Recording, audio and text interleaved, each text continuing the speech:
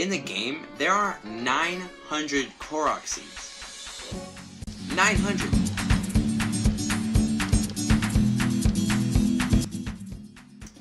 What is up, guys? Nymphan77 back again for another video about Breath of the Wild.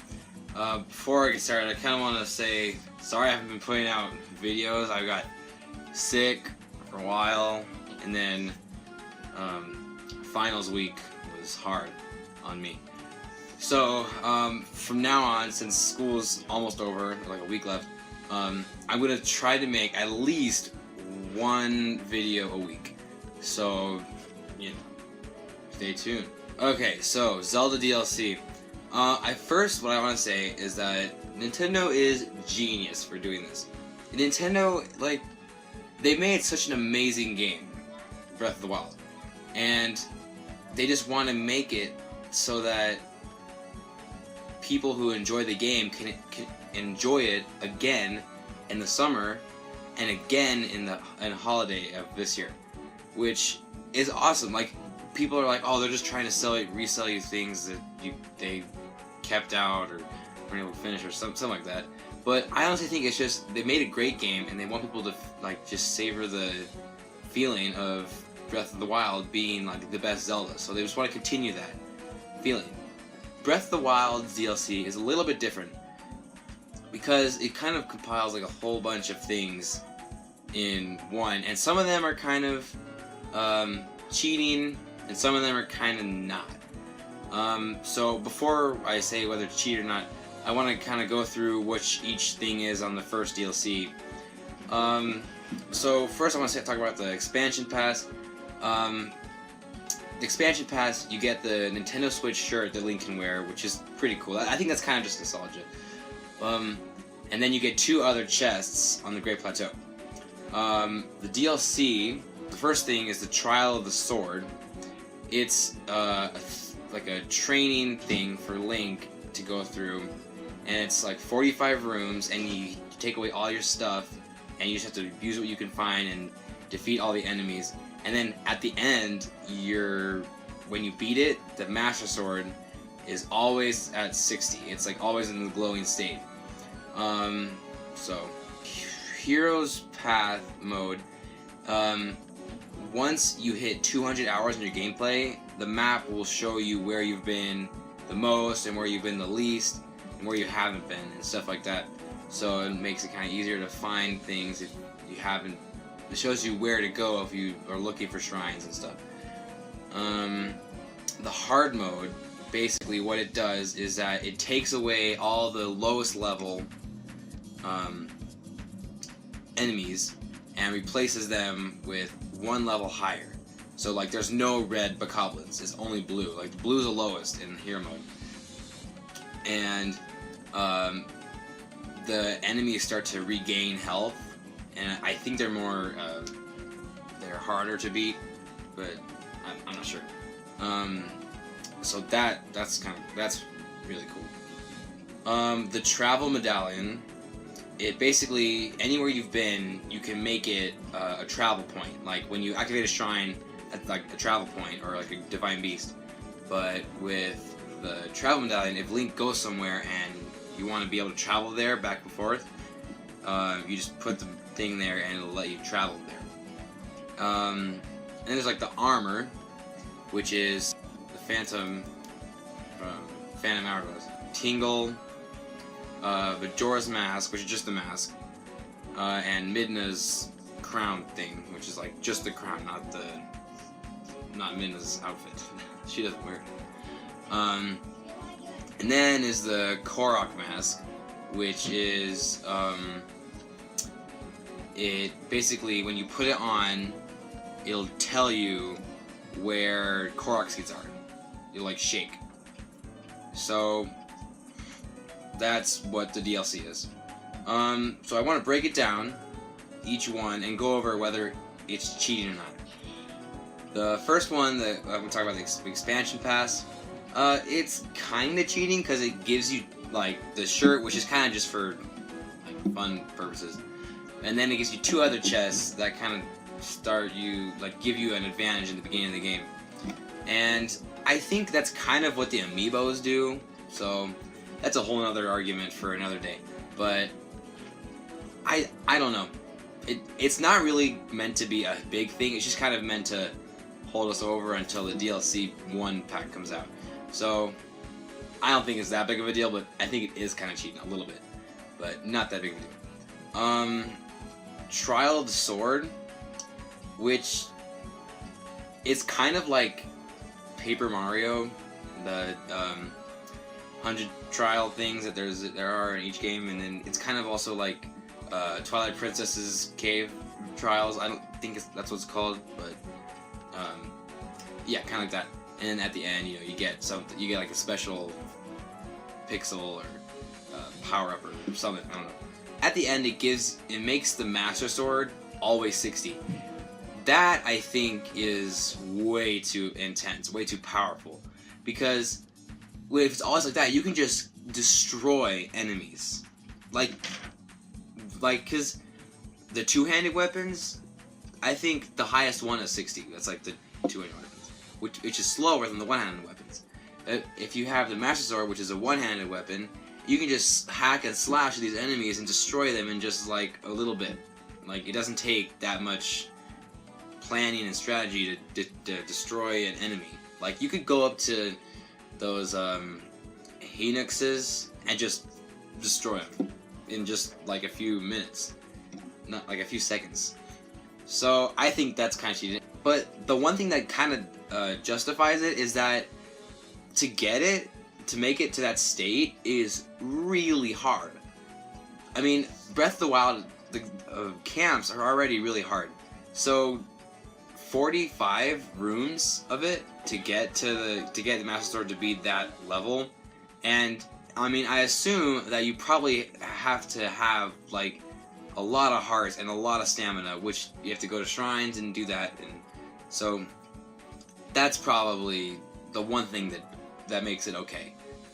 And also, I know that even though the sword is always in its like pristine condition, whatever, it still breaks. So that's one balance, I guess you could say, that they added. So like, if it didn't break, then that would be even more cheating than it is already.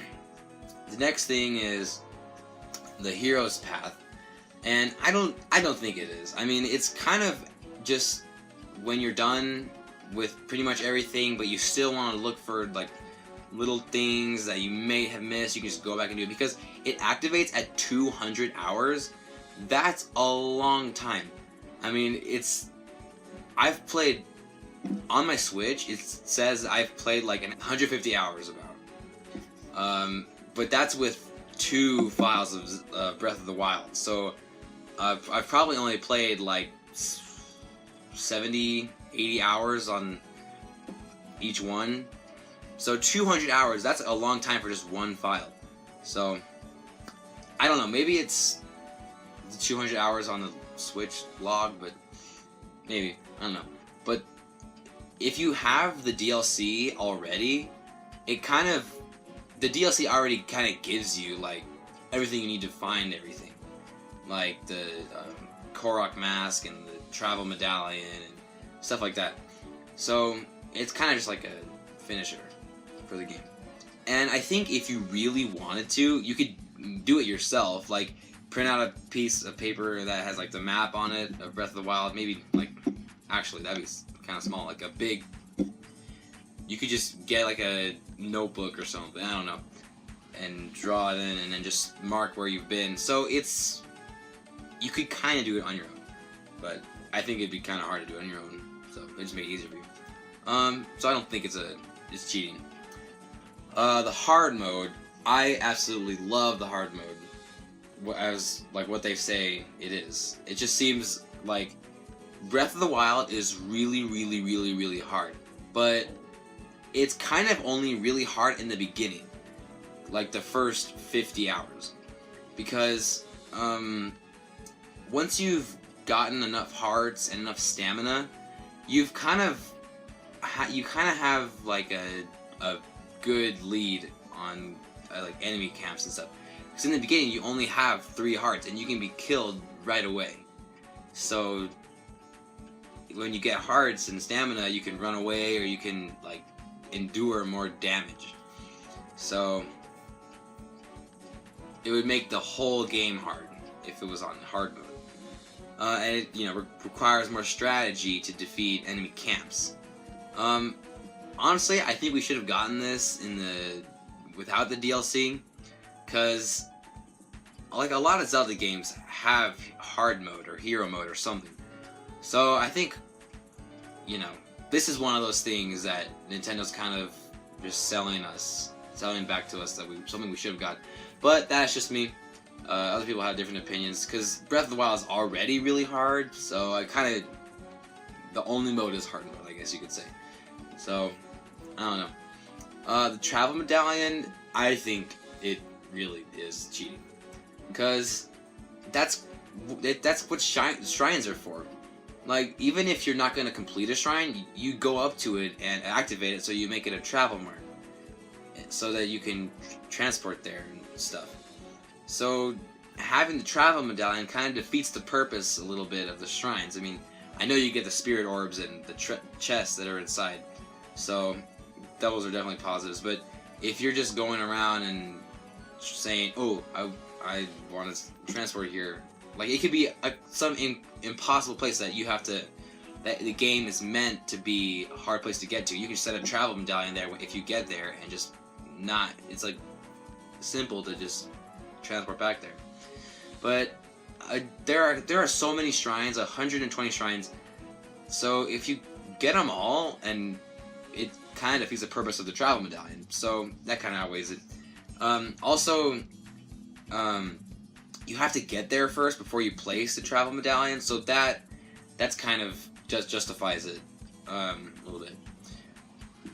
The armor, I'm not really gonna say much unless the armor has special purposes. It's really not cheating, I think. It's just for nostalgia. Kind of like the amiibos. If you get the armor from the amiibos. So I'm just gonna skip past that.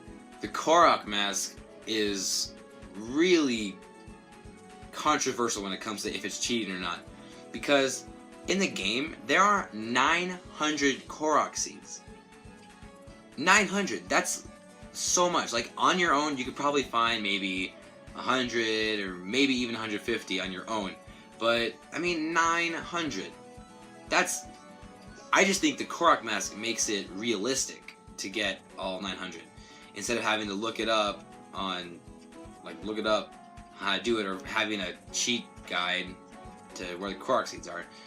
And I think it's kind of a loophole for gamers who are totally against using books on how to play the game and stuff. So it's kind of like, well, the game is giving it to me, so if it's in game, then it's not cheating, which I think kind of is. So that's all of the things that come with DLC Pack 1. So back to the original question: is it cheating? Is the DLC for Breath of the Wild cheating? And with the information we have here, I think it is not. But it's not by just a little bit. So it's kind of just extra challenges in the game, I think. Some people would say that it's definitely cheating. Some people say that's not. Some people say it kind of depends whether you're using it right or not. But I just think since it's part of the game, it's not really cheating. And I think, to be honest, without the Korok mask, it's impossible to find all the Korok seeds without using a guide, to be honest. So, that's about it for this video. If you like this video, subscribe, comment if you like it, and if you have any ideas for me of other videos about Nintendo that you want me to do, I'm still thinking about doing an ARMS Direct reaction, or maybe like what I think about the Direct. So just put that in the comments. Give it a like if you like this video. And until the next video, I am NoonFan77, and I will see you guys next time.